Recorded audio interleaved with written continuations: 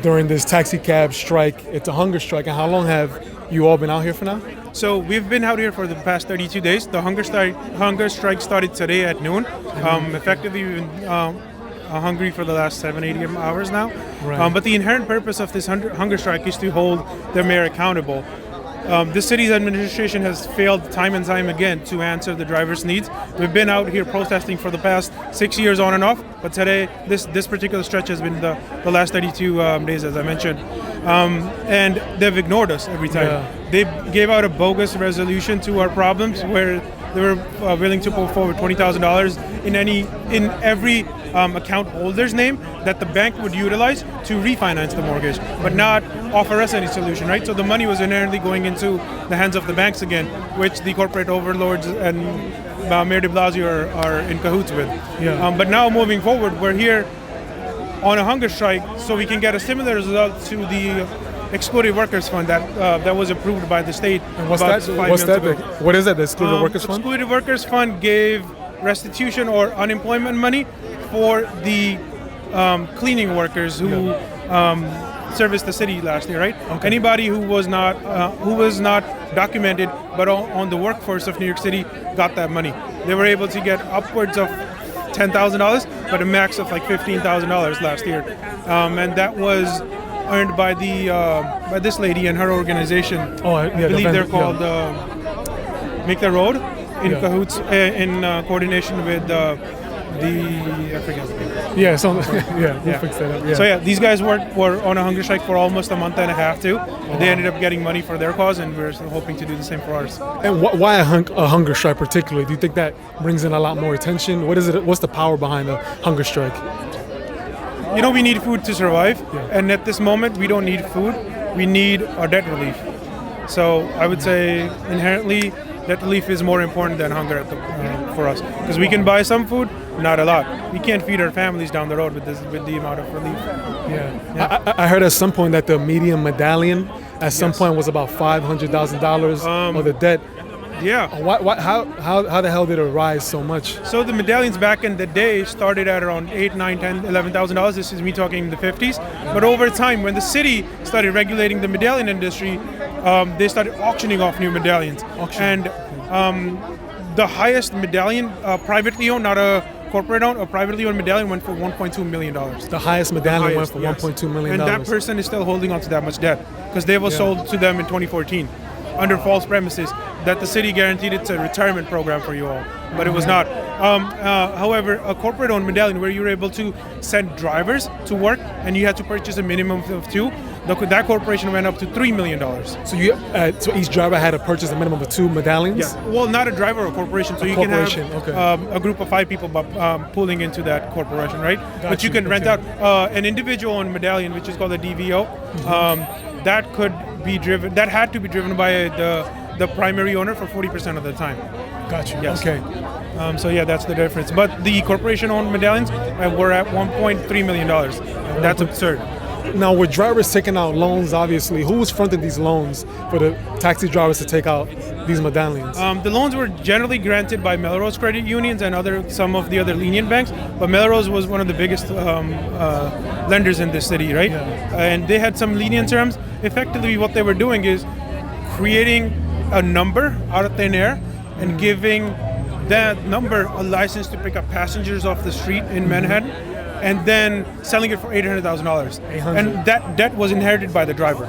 So I'm shocked to hear that a lot of the children of these taxi drivers are actually inheriting this debt. Yes. Essentially putting them into debt before they're Because even... if my father were to buy a medallion, and my father also owned the house, my house would be on foreclosure if I can't pay for the medallion. And you would take over the house? Yes.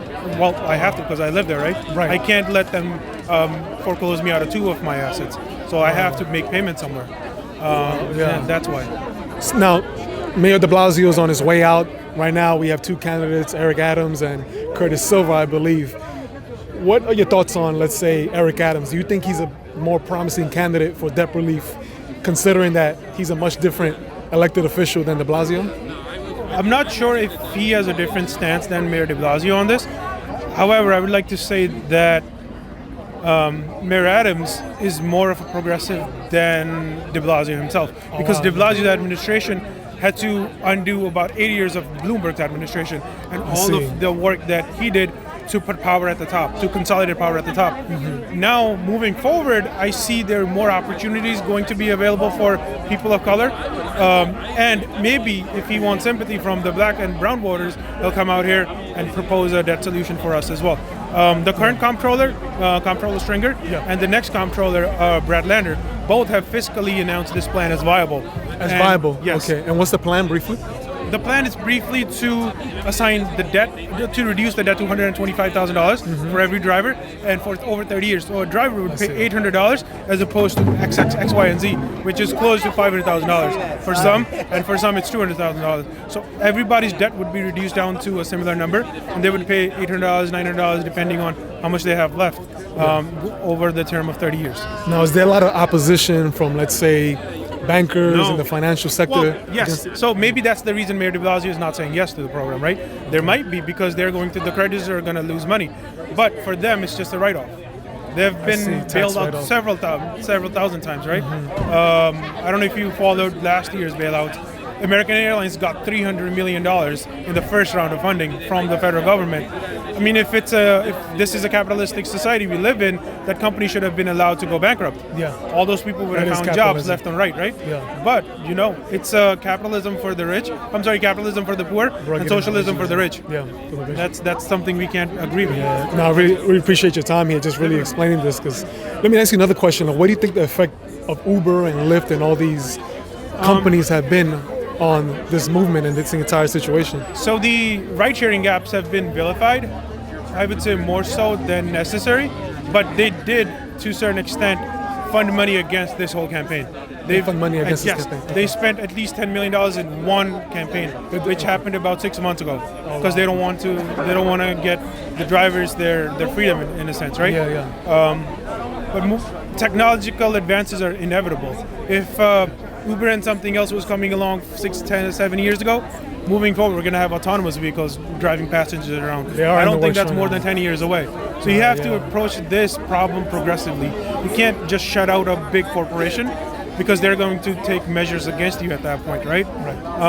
Uber did have a very negative impact, because a driver that was earning $200-$300 a night, a yellow cab, this is pre-2014, right? A yellow cab driver who was earning $300 had to take out $100 for their lease out of that, right? And then they were taking $200 home in a 7-8 hour shift. But what Uber allowed us to do was purchase your own vehicle, get your vehicle licensed by the TLC, and you were earning significantly more during the initial surge price era of Uber by driving for them. And your expenses were limited. Your expenses were $50, $60 a day, and you were taking the car home, whereas you would have to either park the yellow cab at a garage. I would see those garages. Yes, but you were effectively the owner of that black car, and you were making more money than yellow cab drivers, right?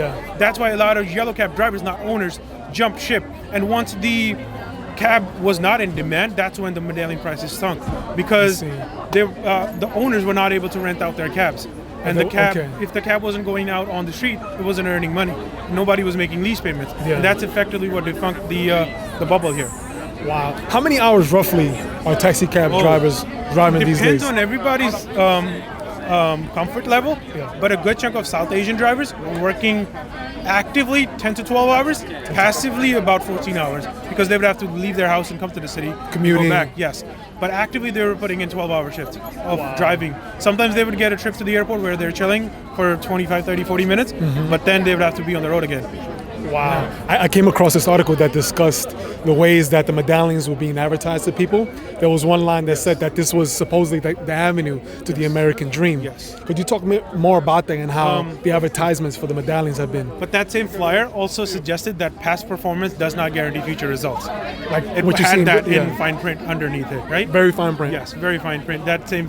Actually, one of the uncles here has access to that flyer. They keep it on them.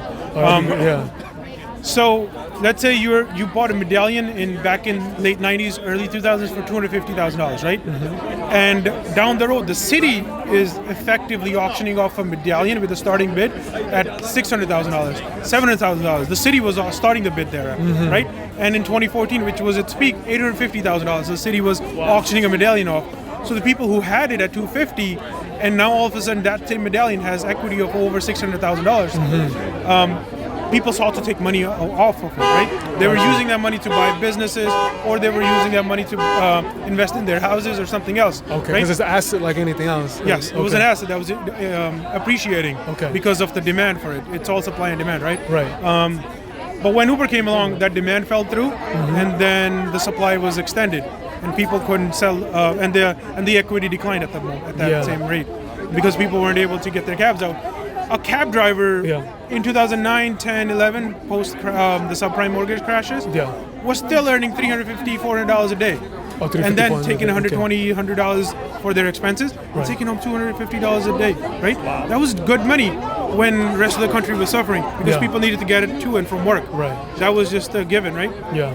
But now it's not the case. Now people have other avenues to go take an Uber, take a Lyft. Subway more, ridership is increasing again, right, post-COVID. But Subway ridership was at its peak in 2019. That it had ever been. Yeah, so that's also what contributed to the decline.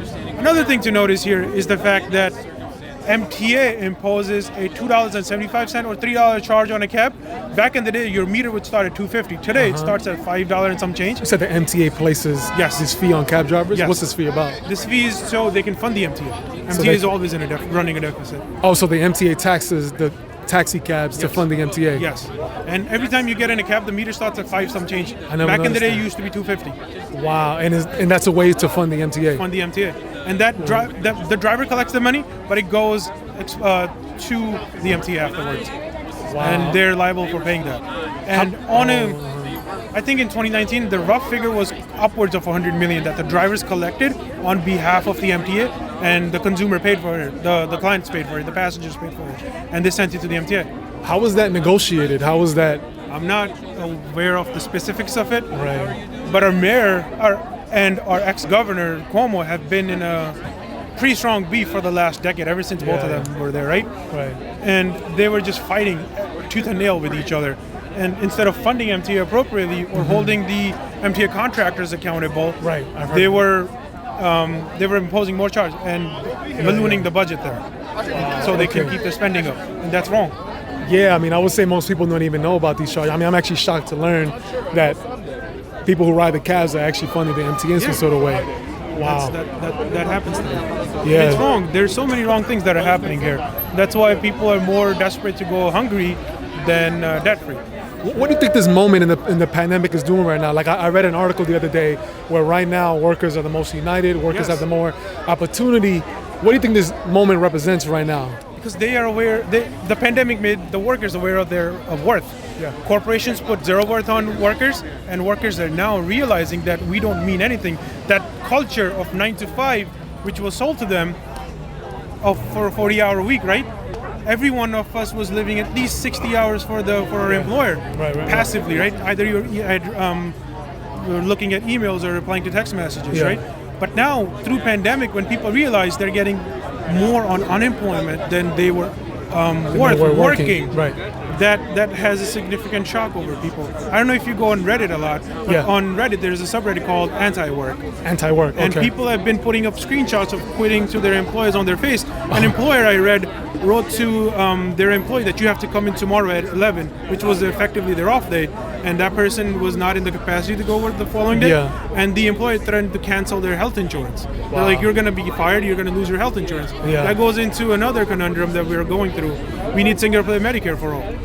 We can't have employers holding my healthcare hostage for and forcing me to work. People rely too much on the market for healthcare. That's wrong. That's because the privatized market has been set in place for the insurance companies, not for the consumer, which are us. That's wrong. That's another thing. But going back to the fact that workers are more united. There's more workers that are on strike in the whole country that they've ever been. I heard about 500,000 people walked out in South Korea. Oh, wow. That says something. That says magnitudes. Another thing that people don't mention, there's a labor shortage here, right? Yes, there is. But 700,000 people passed away during COVID. 700,000? Yes. So that's even less of a labor force. And a good chunk of them were working class people because the corporate overlords got to work from home. They had their access to their PC, Zoom and everything. But the ones who were making food for you, who were delivering food to you, were the ones who were effectively keeping the whole infrastructure above ground, are the ones who were exposed to COVID for the most part. And they couldn't work from home. Otherwise, this whole thing would crumble. Yeah, you know, when the pandemic first started, I remember walking into the supermarket and seeing all the workers there. And at that moment, that's when I truly appreciated the sort of like the severity of the situation, but also how much essential workers are needed in such circumstances. So if you go out tonight, thank your bartender, thank your service. Yeah, yeah. All right, man, I really appreciate the time, man. I really appreciate the pleasure. time. Yeah, I Thank really you. appreciate it, man. Thank you, sir. Yeah, and we'll upload